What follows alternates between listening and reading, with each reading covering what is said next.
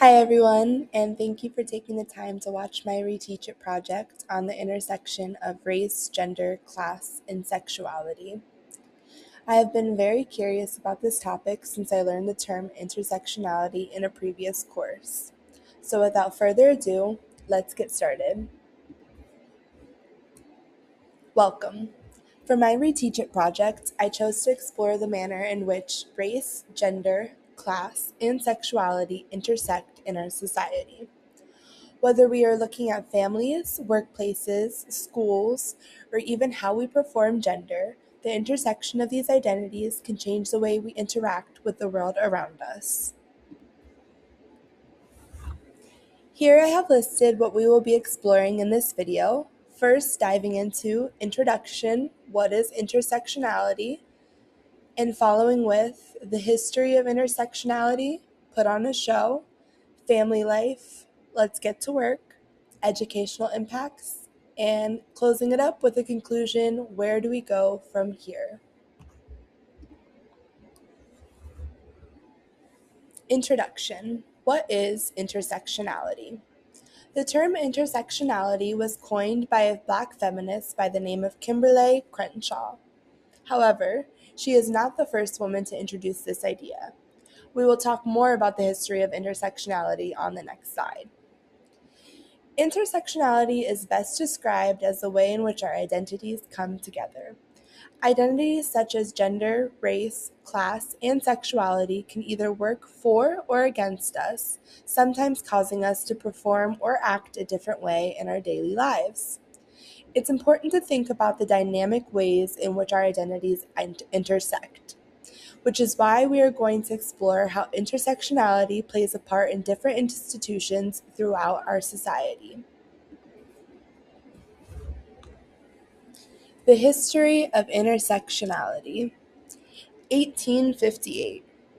Anne Julia Cooper was the first woman to write about the topic of intersectionality to get a point across.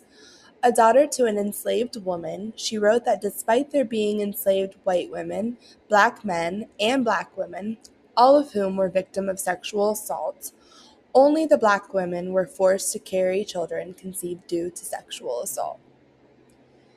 The 1960s and the 70s. Oftentimes, we think of the civil rights movement during this time, which is a great example of how race and gender came together or intersect. While black men were protesting their experiences, they were speaking for all black people, not taking into account the fact they are male. While black females were experiencing different situations just due to their gender. In the 1990s, Kimberly Crenshaw founded intersectionality. This term is heavily rooted in Black feminism and the critical race theory. Presenting this term was a way to put a spotlight on the ways racism and sexism played a part in society and the workplace. Put on a show. We all perform gender, which can be described as learned behaviors like the way we dress and our mannerisms that define us as either being masculine or feminine. However, something we may not think about is how race and class go hand in hand and how these intersections translate in their gender performances. In The Mask You Live In, they explored the intersection of race, class, and gender by taking a closer look at how masculinity is performed. In this documentary, we learn the implications of what it is like to be a black male in school. Most of these children suffer traumatic experiences at home, but because of the stereotype that men, and especially black men, don't show emotions or cry, they are believed to be angry or mad at the world. They feel forced to wear a mask to hide what may be underneath because of things like where they come from, their race, and their gender. Imagine what it would be like to have to put on a mask for the rest of the world because you are afraid to be seen as weak. How would that make you feel?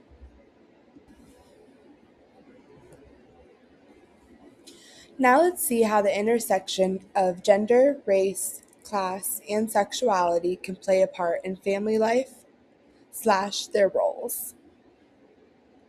When you think of family, you could be thinking of just about anyone in your daily life whom you have a caring relationship with. However, when looking at family life through an intersectional lens, we can see that our different identities even play a part at home too. Women disproportionately do most of the household work and caring for children. However, when we begin to take other identities into account, we see that mothers that live in a low income area having to adopt a different way of mothering due to the potential environmental threats. The intersection of race, gender, class, and sexuality play a huge part in the workplace. Let's get to work. Many of the lowest paying jobs are not surprisingly held by people who have identities that intersect, specifically the intersection of class, gender, and race. Serena Williams is an example of how the intersection of race and gender can lead to discrimination. She is an amazing tennis player. However, she has consistently had her physique commented on and put on display for the entire world to speak on.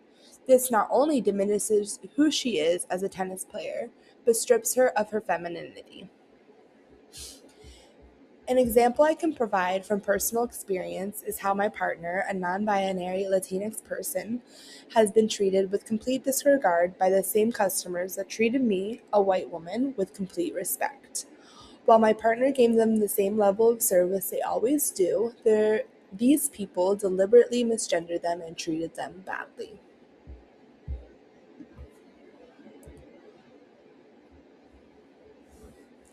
Educational impacts. Teachers work in like environments. This means teachers work where they feel they are most going to find people like them. Because of this, teachers living in low socioeconomic areas are more likely to report stress than white teachers working in middle to high class areas. Number two, uneven distribution of resources. Children growing up in the lower class, which are again often in minority groups, do not receive the same amount of resources as their middle class white peers. Conclusion. Where do we go from here? Gender, race, sexuality, and class all intersect in different ways throughout our society. As we have seen, marginalized groups are most likely to be negatively affected by the intersection of these identities. Which leads me to my final two questions. 1. How do your identities intersect, and how does this affect how you interact with your environment? And finally, why does the intersection of our identities have such a huge impact on our daily lives? Here I have the references I used for my projects. And finally, thank you so much for watching.